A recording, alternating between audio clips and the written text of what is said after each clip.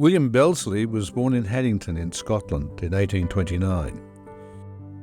His childhood was spent in Haddington and in North Shields in England. North Shields was a busy seaport, and this led him to pursue a maritime career, a path two of his younger brothers were also to follow. In 1852, having had more than 4 years of experience at sea and passing examinations in seamanship and navigation, William was certified as an only mate. An only mate was second in command of a smaller vessel where no other mate was engaged. In June 1856, after more experience and further studies, William obtained his first mate's ticket. Only a week later, he was certified as a ship's master or master mariner.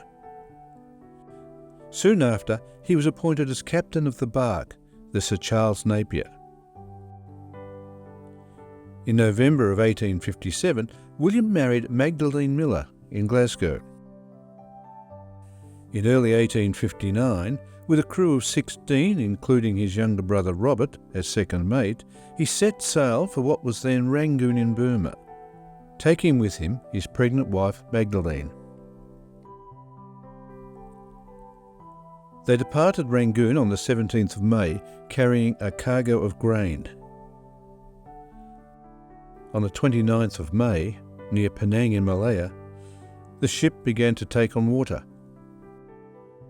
For 5 days, working around the clock, the crew manned the pumps, but on the 2nd of June, just off the northern tip of Sumatra, the battle was lost and the ship foundered. Those on board took to the ship's 3 boats to make their escape. William and Magdalene and 3 others were in the jolly boat, which had been loaded with provisions. The remainder of the crew were in the other boats, which were without food or water. They now had to be very alert. They were close to the Malacca Strait, where piracy was rampant. Despite all efforts to remain in contact, the jolly boat became separated. As the other 2 boats approached an island settlement, the hostile gestures caused them to turn and to row away. They were pursued by 2 large war canoes known as prows, each holding more than 50 men. Fortunately, darkness fell, and they were able to evade their pursuers. However, in the darkness, the 2 boats drifted apart. The following morning, those in the boat commanded by Robert found the pirates bearing down on them. The pirates, armed with blunderbusses, fired on the boat, slightly wounding one of the crew. They had no choice but to surrender.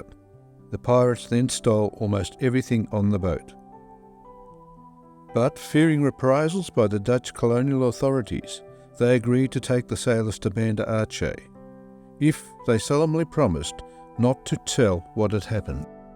After arriving at Banda Aceh, they were well treated and found that the first mate and the crew from the other boat had safely made their own way there.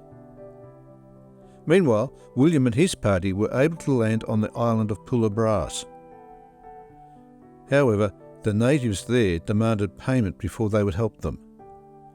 This was made initially in the form of items of the sailors' clothing. Before long, though, the natives became more aggressive, threatening to cut off Magdalene's fingers if she did not hand over her rings. After pleading, she was permitted to keep her wedding ring.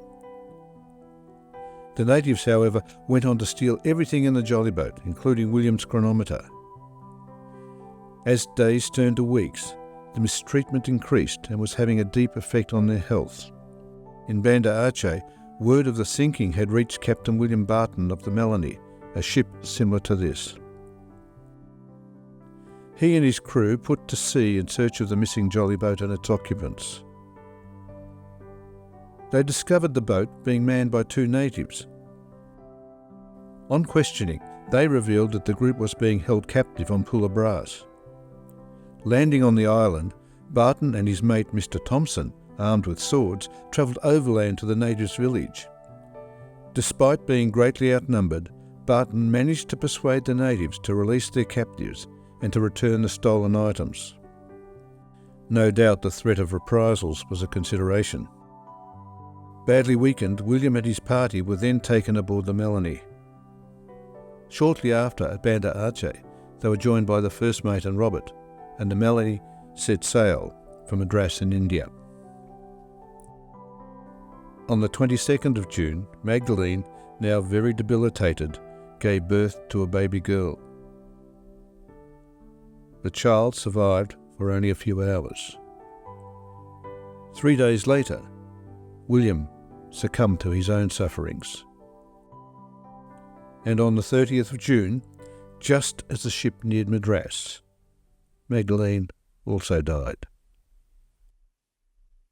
All were consigned to the deep